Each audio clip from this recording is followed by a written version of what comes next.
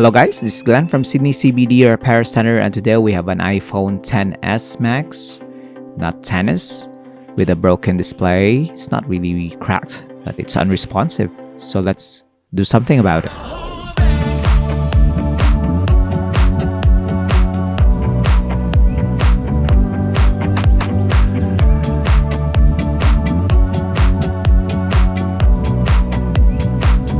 So first off, we're gonna test it to assess the extent of the damage, and we have noticed that on the top portion of the display, the iPhone is really not responding to touch.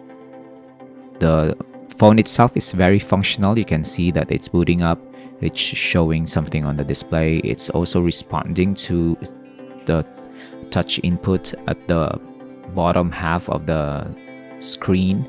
So we're gonna try to open it up while it's still turned on, since we can't really properly shut it down. And iPhones relatively are easy to open. You just remove the two screws at the bottom near the lightning port, and then move that 90 degrees, position that, since the displays are kind of designed that way. You can't really open it like an open book. Then we're gonna detach the display connectors. There's a lot of them, 2, 3, and I think there's 3. Yeah, there's 3 connectors. And then we'll get our copy paste machine to copy the data from the old screen.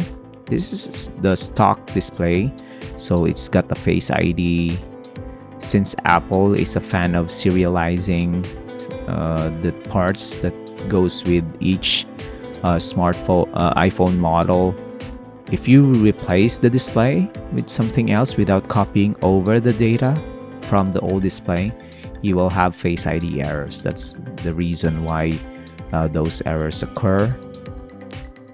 It's just the way it is. Since this is an iPhone XS Max, we still have support on that specific copy-paste machine. I don't know what's that specific machine is called. I just call it the copy-paste machine. We're gonna remove some hardware from the old display. Actually, the old display is kind of still functional. I don't know what's going on with that. It's a shame because it looks brand new, and I think the Apple Care on this specific unit is already expired.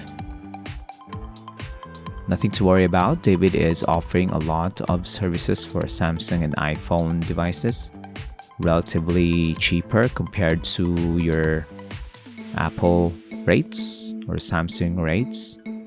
So that's why you need to support Right to Repair, guys, if you want your devices fixed for cheap or relatively more affordable rate. Then let the independent repair centers do the repairs. David is more than qualified to do these repairs. He's been doing it for a very long time. And then look at that, it's now turning on. And notice that when it's turning on, there's no error message like Face ID error or something like that. It's as if the board of this iPhone still think that it's got the stock display installed, which is kind of nice actually. Touchscreen is now working. We'll prove it with the Notes app. We will use some brushes. See that we're gonna put red, then start. So this way we can see that there's a response on all portions of the display. So I think we're good now. So the retaining clips are gonna be reinstalled with its screws. We're just gonna reverse everything. Notice that the batteries are aligned in an L formation, which is kind of really cool.